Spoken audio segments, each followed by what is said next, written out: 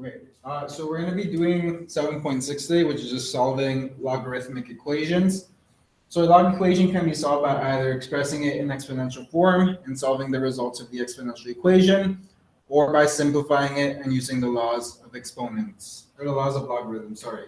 So log base b m is equal to log base b n, then m is equal to n, where b is greater than 0. So this is b greater than 0 is our restriction. Okay, so this always has to be true. So when solving log equations, you must check for inadmissible solutions. A solution is inadmissible if its substitution in the original equation results in an undefined value. Remember that the arguments and the base of the logarithm must always be positive. So we're going to solve for x for the first one. So remember, our x value has to be greater than 0. So this would be considered our restriction. Okay? So we would get x to the 3 is equal to 8. And then we take the cubic root of 8, and we get x is equal to 2, which is greater than 0, which makes this a correct solution. Okay? The next one we have is log base 3 is times x minus 1 is equal to 2. So our restriction would have to do with the brackets. Okay? So our restriction here is x minus 1 has to be greater than 0. So we need to look for a solution where x is bigger than 1. So we get 3 to the 2 is equal to x minus 1. Okay, remember we're just using the rules of log and switching it into different forms. So remember, we're just taking the base and doing it to the power of the solution on the right side. So we have 3 to, and this is from lesson 1, okay? Remember, it's exactly like example A. So we have 3 to the 2 is equal to x minus 1. So 9 is equal to x minus 1. Isolate for x, so we get x is equal to 10. And that is greater than 1, which makes this solution acceptable as well.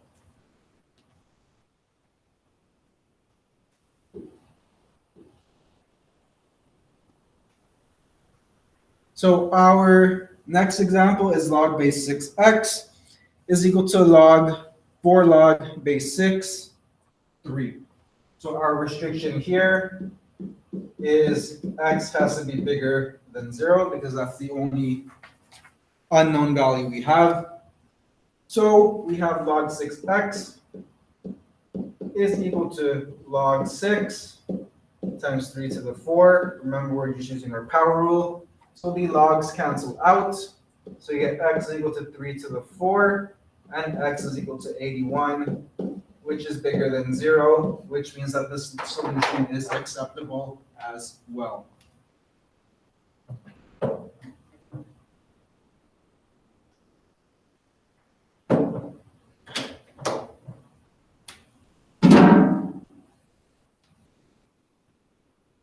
And then we have example D, where we have log. So remember, when there's no base, assume it's base 10. So we have log of 2x plus 5 is equal to log of 10. So our restriction is just the bracket again. So restriction is 2x plus 5 is greater than 0. Move the 5 over. 2x greater than negative 5. Isolate for x. And we get x is greater than negative 5 over 2. Okay, so because the logs have the same basis, we can cancel them out. So you get 2x plus 5 is equal to 10. 2x is equal to 10 minus 5. Divide both sides by 2. And we get x is equal to 5 over 2, which is greater than negative 5 over 2, which makes the solution acceptable as well.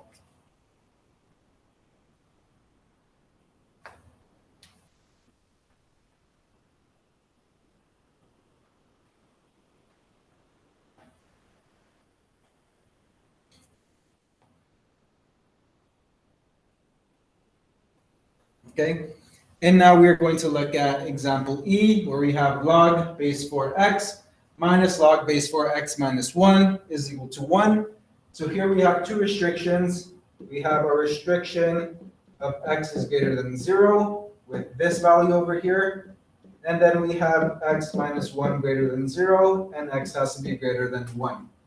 So x has to be both greater than 0 and greater than 1 for this example. So here we have an example of our quotient rule. Okay, remember for subtracting, we're technically dividing. So we have log 4 of x over x minus 1 is equal to 1.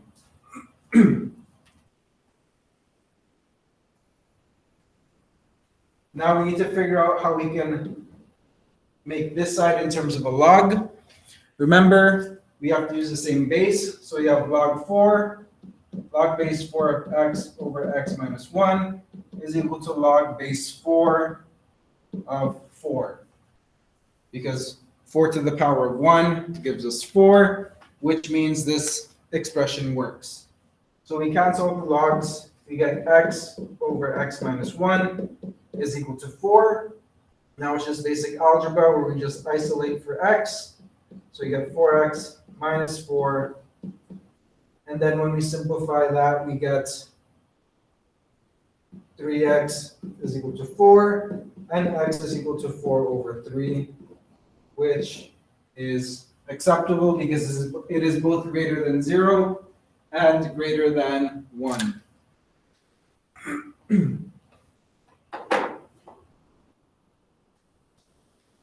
And then example F, we have 2 log base 5x is equal to log base 5 8 plus log base 5 2. So our restriction has to do with our unknown here, which is x. So x is greater than 0. So now we're going to use our power rule and our product rule. So we have log base 5 of x to the 2 is equal to log base 5 of 5 times 2. So log base 5 x squared is equal to log base 5 16. Cancel out the logs. You get x squared is equal to 16. Square root both sides. X is equal to plus or minus 4. The negative 4 is inadmissible. Therefore, x is equal to 4 because x is bigger than 0.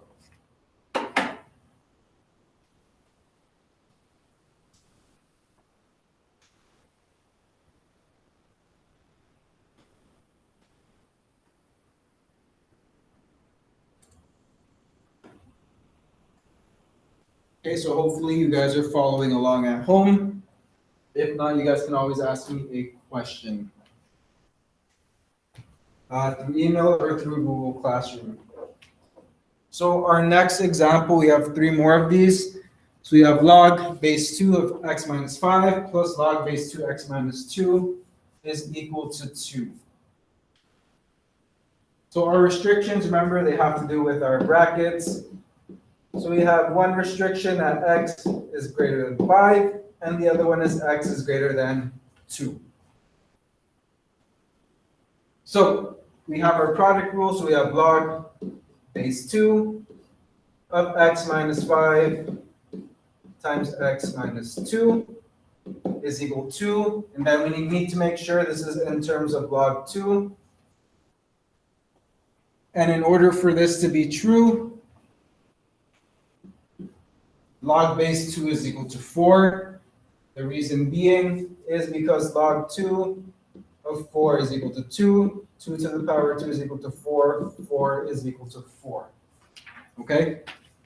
And now we can cross out the logs. So we're going to expand the binomial. We're going to multiply the binomials together. So you get x squared minus 7x plus 10 is equal to 4. Move the 4 over. We get x squared minus 7x plus 6 is equal to 0. And then we are just going to use sum and product. So we get x minus 6 times x minus 1. So we get roots of x is equal to 6 and x is equal to 1. X is equal to 1 is inadmissible because it is not greater than 2. So x is equal to 6 is our only solution to this problem.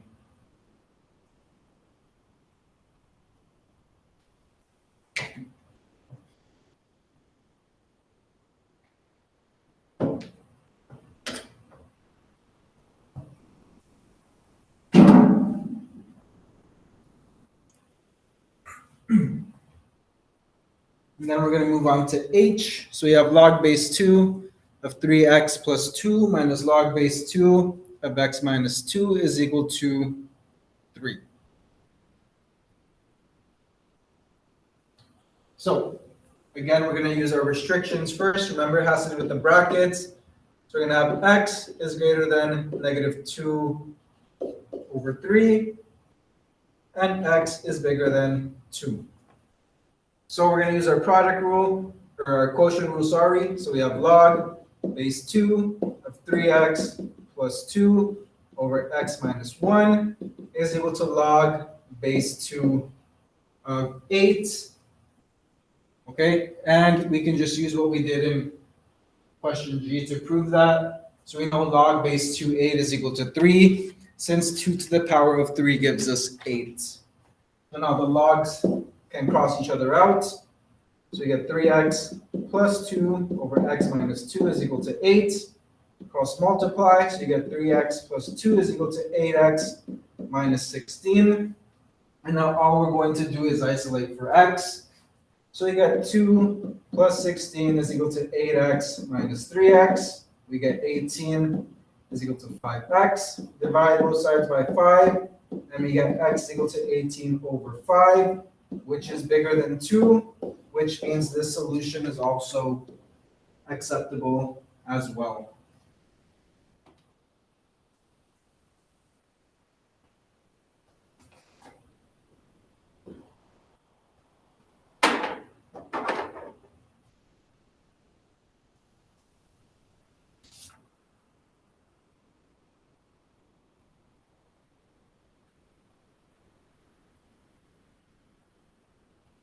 And then the last example for this, for these types of questions, we have log base 2 times log base 5x is equal to 2.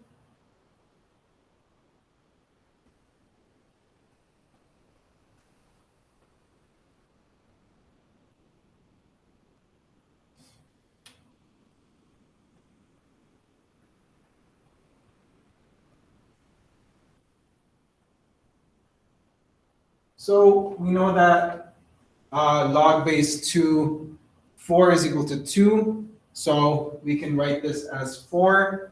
So we get 4 is equal to log of 5x. So the reason why the logs cancel out is because we have log base 2 of log 5x is equal to log base 2, 4. So the logs cancel out. Okay? So we get 4 is equal to log 5x, and based off our first lesson, we can rearrange this so that we have 5 to the 4 is equal to x, and x is equal to 625. And because it is a positive number, therefore this answer is correct for this question. Okay? And now we're going to move on to the change of base identity. So in order to evaluate the log with a base of 10 on a calculator, we want to use the following. So if we have log base b of a, we can write it as log a divided by log b. Okay? So if log base b of a is equal to x, then b of x is equal to a. And then we take logs of both sides, which gives us log b to the x times log of a. And then we use the power rule to bring the x over. So we get x log b is equal to log a, and then x is equal to log a over log b. Okay? So also, if we learned about exponent rules, remember when the exponent is negative at the top, we bring it down, we make it into a fraction to make sure that exponent is positive. So it's the same idea here. So you have log of b of base ba is equal to 1 over log of a of base ab, and if you want to change it to 1 over log a base b, that's just the same as saying log of base b times a. So let's get into a few examples. We want to evaluate the 3 decimal places using a calculator. So we're going to use what we learned in the definition. So all we're doing here is we're taking log base 10 of 36 and dividing it of log base 10 of 5. Okay, so we're using these 2 numbers essentially. So when we put that on our calculator, we get approximately 2.227. Okay? And now we're going to do the same thing with B. Because we have it in a fraction, we want to change it back to the reciprocal. So we get log base 6, 3. And then all we're going to do is take the fraction. So you get log 10, or log base 10, 3, over log base 10, 6. And that just gives us approximately 0.613.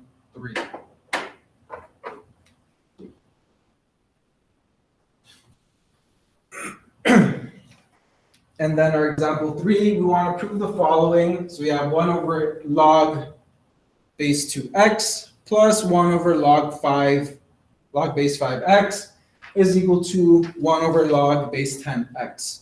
So in this question, because they're in fractions, the bases are not the same.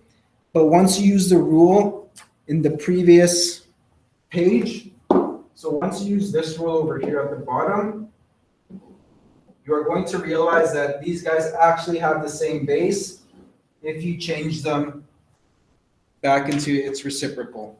Okay? So which means we have log base x of 2 plus log base x5 is equal to log base x10. So all we need to do is solve for left side is equal to right side. So here we have our product rule on the left side. The right side is already simplified enough. So we get log of x times of 2 times 5 is equal to log x10. We get log x10 is equal to log x10, which means left side is equal to right side, which means that we just proved this equation. Okay? So this is the second last lesson for Unit 7. Tomorrow we'll go over the last lesson, and you will have your assessment for Unit 5, for Unit 6 tomorrow as well. Okay? So if you have any questions, again, just ask me. I'll be more than happy to answer them. But other than that, just study for your assessment tomorrow. And